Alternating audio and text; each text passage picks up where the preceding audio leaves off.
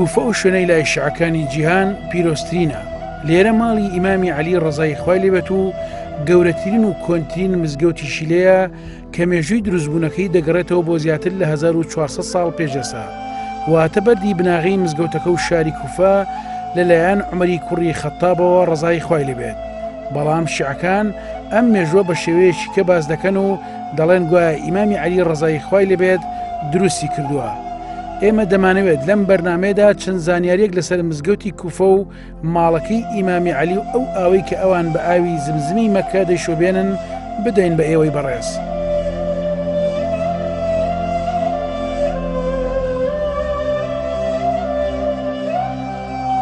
کوفە یان قەزای کوفە 15 کیلۆمەتر دەکەوێتە باشووری پارێزگای نەجەفەوە. سەر بەو پارێزگایە ئەم قەزایە لە ئاسی خزمەتگوزاریدا زۆر دواکەوتووە. بەڵام ماڵی ئیمامی عەلی و مزگەوتی کوفە هۆکارێکن بۆ ئەوەی کوفە ببێتە ناوێکی گەورە لە جیهانی ئیسلامیدا بە تایبەت لای شیعە مەزهەبەکان. ئەم شوێنە ڕۆژانە بە هەزاران هاوڵاتی زیارەتی کوفە دەکەن و دەچنە ماڵی ئیمامی عەلی و مزگەوتی کوفە و خۆشیان دەڵێن ئەرکە ئاینەکانیان بەجێ دەگەێنن.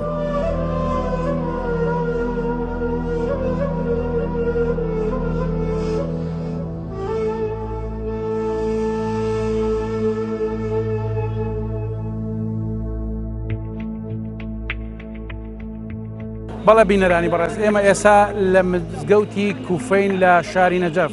ئەم مزگەوتەی کە لێرەدا دیارە کۆنترین مزگەوتە لە ساڵی حەڤەی کۆچی بنیاد نراوە. واتە ئەو کاتە مزگەوتە بنیاد نراوە بۆ ئەوەی هەموو مسلمانان لێرە نوێشکەن. لێرە لە ئێستادا کە چەند زیارەتگایەک یا چەند مەرقەدێکی گەورە هەیە لەوانەکە مسلیمی کوڕی عەقیلی لێیە، لێرە مختاری لێیە و لێرە هانی بن کوڕی عەروەتی لێیەکە. ئەمانە مەرقەدن، خەڵکێکی زۆریە بۆ زیارەت. ئەوەی کە ئەبین لێ مزگەوتێکی زۆر خۆش، مزگەوتێکی زۆر دێرین.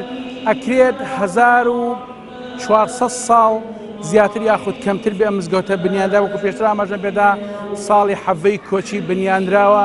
مزگەوتێکە کاریگەری خۆی هەبووە لە مێژووی ئیسلامە، چونکە ئەم مزگەوتە پێگەی تایبەتی خۆی هەبووە بەوەی کە لە ئیمامی عەلی ڕەزای خوای لێبێت و ئیمامی عومەر ڕەزای خوای لێبێت ئەوان لە دەست ئەوان بنیانراوە، لە سەردەست ئەوان نوێژیان تیا کردووە، ئەوان خەڵکیان هانداوە بۆ موسڵمانێتی، بۆ سەردینی ئیسلام. لێرە ئێمە ئەوەی کە گرنگ و بەلامانەوە کۆمەڵێک لە مێژووی جوانی مزگەوتی کوفەتان پیشان بین کە مزگەوتی کوفە بناسن لە شاری نەجەف. کوفە سەردەمانێک بیابان بووە، کەسی تێدا نەژیاوە، بەڵام لە سەردەمی هاتنی ئاینی ئیسلامدا بە تایبەتی لە سەردەمی خەلیفەی دووەمی مسلمانان عومەری کوڕی خەتاب خوای لێ ڕازی بێت ئیتر مێژووی کوفە دەست پێ دەکات. بە گوێرەی سەرچاوە مێژوویەکان شاری کوفە لە دوای ساڵی حەڤەی کۆچیەوە لەلایەن هەردوو هاوڵی پێغەمبەری ئیسلام و درودی خوای لێبێت سەلمانی فارسی و حوزەیفەی یەمانی کراوە بە شوێنی حەوانەوەی سوپای ئیسلام. هەر بۆیە ناویان لێناوە کوفەی جون بە واتای شوێنی کۆبوونەوەی سوپا. دواتر لە ساڵی 22 کۆچی بەردی بناغی شارەکە دانراوە و کراوە بە 7 بەش. لە سەردەمی خلافەتی ئیمامی عەلیدا ئاوەدانی و درەوشانەوەی تەواوی بەخۆی بینیوە، بە تایبەت لە دوای جەنگی جەمەل. خەلیفەی مسلمانان کوفەی کردە پایتەختی دەوڵەتی ئیسلامی. دوایش کوفە بووە ناوەندێکی زانستی و بازرگانی و سەرنجی جیهانی ئیسلامی و دەسەڵاتەکانی ئەو کاتەی جیهانی بۆ خۆی ڕاکێشا. بەڵام دوای شەیدکردنی عەلی کوڕی ئەبی تاڵیب وردە وردە کوفە پێگەکەی پێشووی لەدەستدا هەتا ساڵی 580 کۆچی بە تەواوی وێران بوو. دوای نەمانی دەسەڵاتی عەباسیەکان کوفە وەکو شوێنێکی مێژووی ئاینی لێی دەڕوانرا، بە تایبەت بەهۆی بوونی مەزاری ئاینی و مزگەوت و چەندین شوێنەوە. کوفە بووە جێی سەرنجی خەڵک، بە تایبەت شوێنکەوتوانی مەزهەبی شیعە، چونکە بە یەکێک لە خاکە پیرۆزەکانی لە قەڵەم دەدەن. بەڵام 700 ساڵ پێش ئێستا ئەم مزگەوتی کوفەیە نۆژەن دەکرێتەوە. ئیتر دوای دروستبوونی دەوڵەتی عێراقیش چەندین شوێنی مێژووی کوفە نۆژەن کرایەوە. بەهۆیەوە ناوچەکە بووە ناوەندێکی ئاینی، ساڵانە کەسانێکی زۆر ڕووی تێدەکەن. بسم الله الرحمن الرحيم إن الله وملائكته يصلون على النبي يا أيها الذين آمنوا صلوا عليه وسلموا تسليما. اللهم صل على محمد وآل محمد. سبحان الله والحمد لله ولا إله إلا الله والله أكبر ولله الحمد. الله أكبر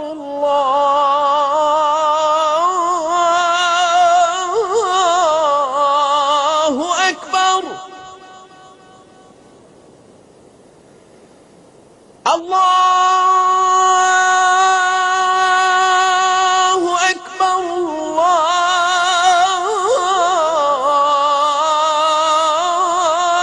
الله أكبر. أشهد أن لا إله إلا الله.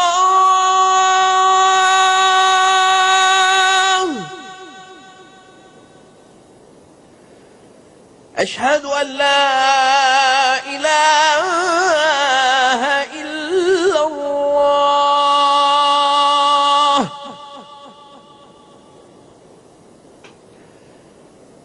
أشهد أن محمدًا رسول الله.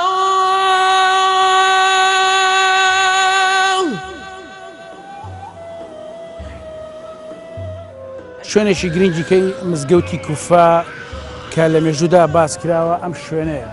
ئەمە کە ئێستا ئەم خەڵکە نوێژی لێ ئەکات لە ژوورەوە ئەو شوێنە هەیە کە لە 19 مانگی ڕەمەزانی ساڵی چلی کۆچی لێرە ئیمامی عەلی لەو ژوورەدا لە ئەو مینبەرەدا کە پێشنوێژی بۆ موسڵمانانەکە بریندار کراوە دوای 3 ڕۆژ شەهید بوو.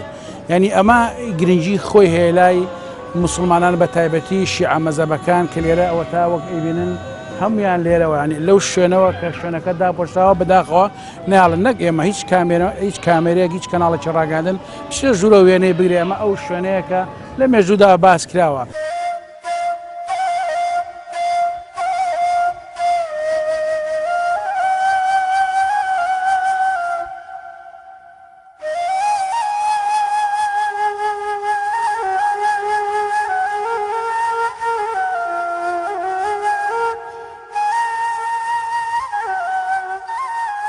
ئێمە بە دوو قۆناختوانیمان بەرنمەیەک ئامادە بکەین لەسەر ئەم مزگەوتە و ماڵی ئیمامی عەلیش. دەبێت دەستگای ئەمنی زۆر کێشان لەگەڵ میدیادا نییە، بەڵام دەبێت ئەو کەسانی سەرپەرشتی ئەو مزگەوتە و شوێنە ئاینیانە دەکەن ڕێگەت بدەن دوای بتوانیت وێنە بگریت یان شتێک بڵێ لەسەری. لێرە چیرۆکی زۆر هەیە لەسەر ئەم مزگەوتە. هەر کەسە و لە وەختی خۆیان هاتووە و شتێکی بۆ نووسیوە و یان داتاشیوە. ئێستاش مەزهەبی شیعە هەمویان کۆ کردوێتەوە و هەر بچی تەلایەن بۆت باز دەکەن. ئەڵێن ئەم مزگەوتە لە کاتی خۆیدا حەزرەتی ئادەم نوێژی تیا کردووە. ڕیوایەتێکی شیعانەشی ئەڵێن ئەم شاری کوفەیەکێکە لەو 4 شارەی خوای گەورە بۆ عیبادەت دروستی کردو و ناوی هێناوە. گەورەی مزگەوتی کوفە بە شێوەیەکە کە دەتوانرێت 40,000 کەس بە یەک جار نوێژی تیا بکات. ئەم پیاوەیەکە لە سەرپەرشتیارانی مزگەوتی کوفە و ناوی جەمال کوێتیە. بەرپرسی پەیوەندیەکانی مزگەوتی کوفەیە. ئەمە کەلەی ئەڕوانی وا دەزانی ئەمە نوێشخوێنێکە و هیچی تر. بەڵام کە ئەکەویتە گفتوگۆ بە یەک پرسیار 1,600 لەسەر مزگەوتی کوفە پێ دەڵێت. لێرە و لەم مزگەوتەدا زیاتر لە 5,000 زانای ئاینی پێگەیشتوون.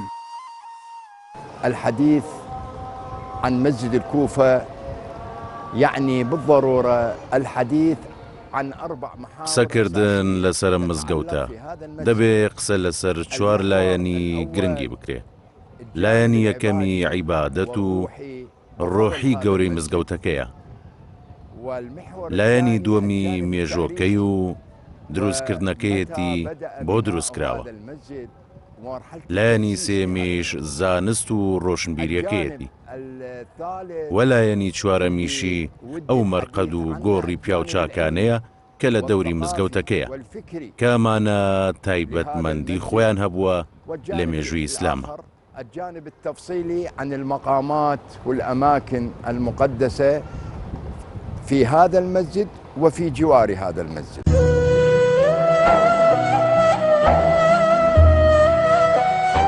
ئەوانەی ئەبینرێن هەمویان لە هەندستان و ئێران و تورکیا و پاکستان و ئەفغانستان و بەحرێن و عێراقیشەوە هاتوون. ئەمانە زیارەت دەکەن، خۆیان پێی دەڵێن عەمرە، بەس عەمرەی مەزهەبی شیعە. هەر کۆمەڵە و ڕێبەری خۆی هەیە، لە خۆدان و پیاڵدان لەلایەن ئەو کەسەوە دەوترێت کە دێنە ناو مزگەوتەکەەوە لە دەرگای دەرەوە دەست دەکەن بە ماچکردنی دەرگاکە تا دەگەنە کۆتایی. بەڵام لە ڕاستیشدا شوێنێکی تابڵی پاک و خاوێن و خۆش، مرۆڤ ئاسوودە دەبێت لە ناویدا، ئەگەرچی زۆر زۆر قەرەباڵخە، چونکە بەپێی ئاماری خۆیان ڕۆژانە 30,000 کەس سەردانی ئەم شوێنانە دەکەن. خۆ لە کاتی بۆ نەشیعەکاندا وەک عاشورا و چلەی ئیمامی حوسێن ئەڵێن ڕۆژانە دەگاتە 1 ملیۆن کەس بۆ زیارەت دێن.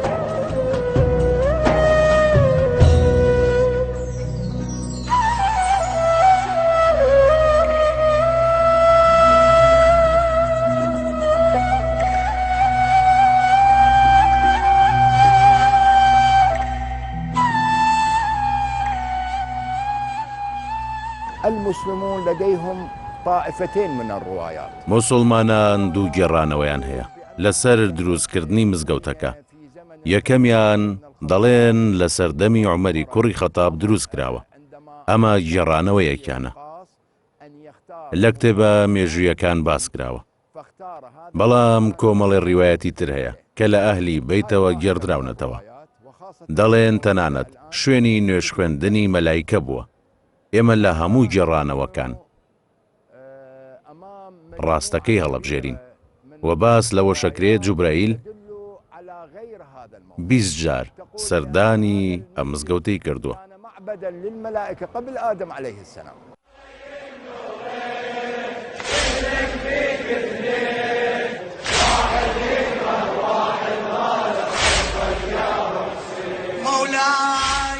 بەڵێ لە مزگەوتی کوفە 3 دەرگا هەیە. ئەم دەرگایەکێک لەم دەرگانە چیرۆژێکی سیر و سەمەرەی لێ باسەکەن، ئەمان بڵێن ئەوانەی کە مەزەبی شیعەن لێرە بەو شێ باسەکەنەوەش دەرگای سوعبان، ئەم دەرگایە کە من لێی وەستاوم.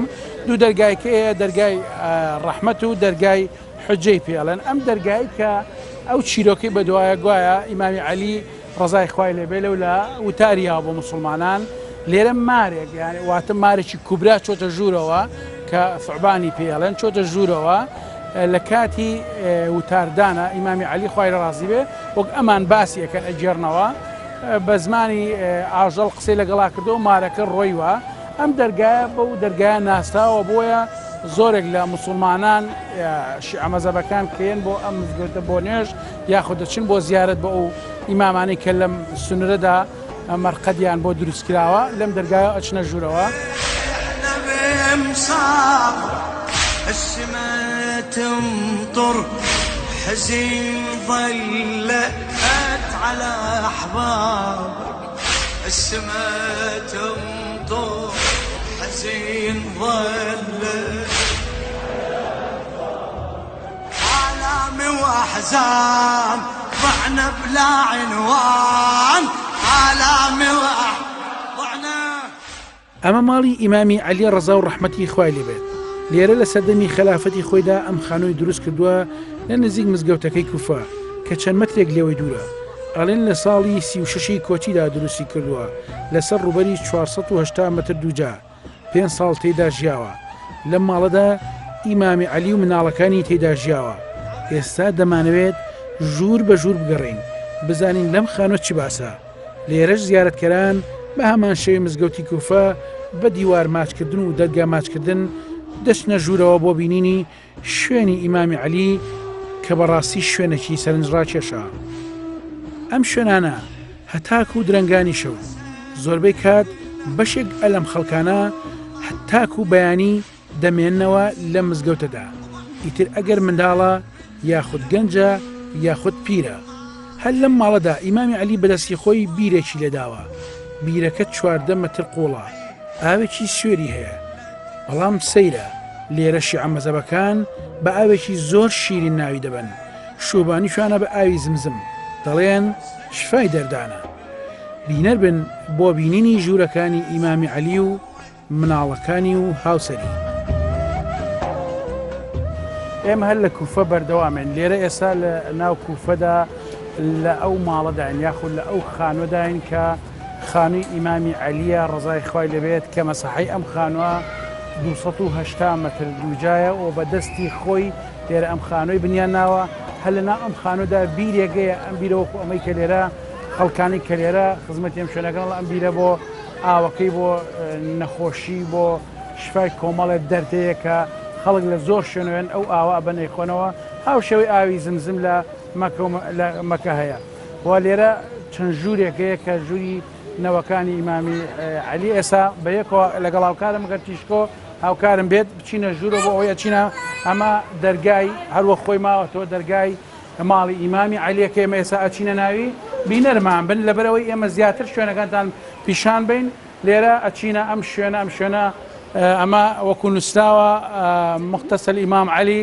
لێرە ژووری ئیمامی عەلیە ئەم دەرگانە وەکو ئەڵێن وەکو خۆی ماوەتەوە لەوانە گۆڕانکارێکی بەسەر هاتوێ ئەم خانووە لە ساڵی 36 هیجریە بنیانراوە ئەو کاتی کە خلافەتی ئیسلامی لە مەکەوە گوازاوەتەوە بۆ نەجەف ئیمامی عەلی خوای لە ڕازی هاتووە لێرە ئەم خانووی دروستکردەوە 5 ساڵ لەم خانووە ژیاوە ئەمە شوێنەکەیە ئەم ئەو شوێنەی کە ئیمامی عەلی تیا دانیشتووە یاخود حکمی تیا کردووە بەو شێوەیە کە ماوەتەوە وەکو خۆی دەستکاری نەکراوە ئەڵێن دەستکاریشی کراوە بەڵام بە شێوەیەکە وەکو خۆی ماوەتە ینی هیچ گۆڕانکاریەک لەسەر نەخشەی خانوەکان نەکراوە لێرە خەڵکەکە ئەبینن دەرگاکان ماچەکەن یان بۆ زیارەت بۆ ئێرە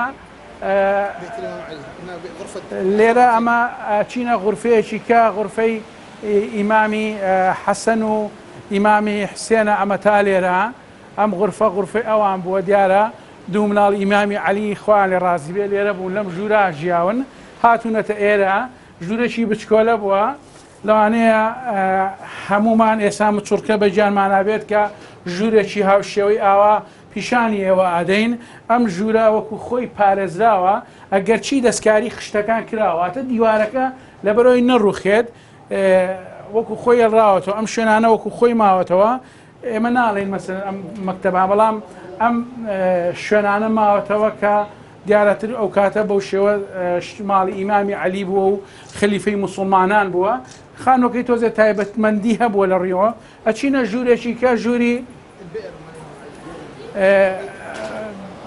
ئەچینە ئەم شوێنە ئەمە بێت العایلێ ئەمە حەزرەتی زەینەب لێرە بووە ئەمە ژوورێکی ئەوە کە حەزرەتی زەینەب هاتۆتە ئەمە شوێنەکانە ئەتوانین بڵێن عایلەی ئیمامی عەلی خوای لێ ڕازی بێ لەم شوێنە ژیاون ئاتە ئافرەتەکان بەڵام ئەمە بە ناوی حەزرەتی زەینەبەوە ناونراوە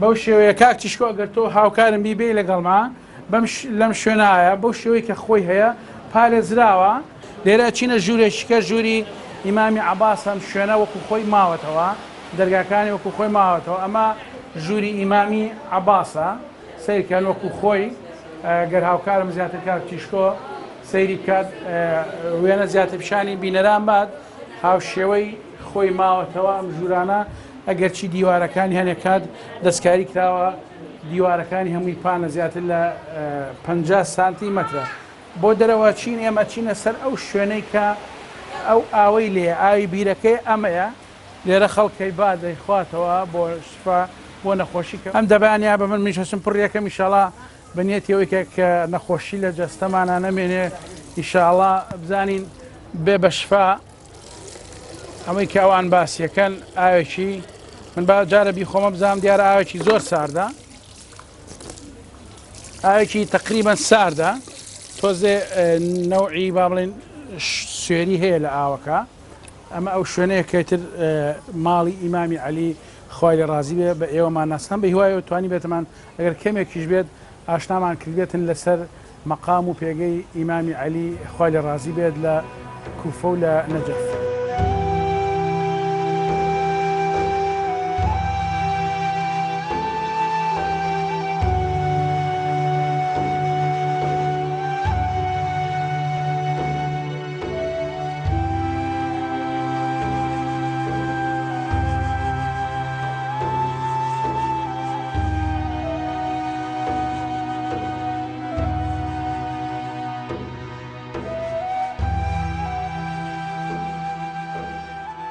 ئەوەی ئێمە لە کوفە دەستمان کەوت و زانیمان و دەرکەوت بۆمان ئەوەیە شیعە مەزهەبەکانی جیهان و بەتایبەتی شیعی عێراق نەجەف و کەربەلا و کوفەیان وەکو بەدیلێک بۆ مەککە و مەدینە داناوە.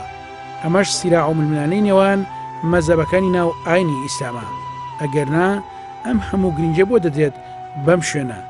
لێرە تەنانەت ئاوی ئەم بیرەی ئیمامی عەلی بۆ بەدیلی ئاوی زمزم دانراوە. یەکێک لە سەرپەرشتێرانی مزگەوتی کوفە بەمنیوت ئێمە دەبێت ئیتر نەچینە سعودیە بۆ حەج، لێرە حەجی خۆمان دەکەین. تەنانەت باسی ئەوەیان دەکرد کە لەو هەوڵەدان کە بەشێک لە سونە مەزەب بڕوا پێبێنن نەچنە سعودیە بۆ فەریزەی حەج، وەک ئەوان دەڵێن ئێرەش زەویەشی مبارەکە.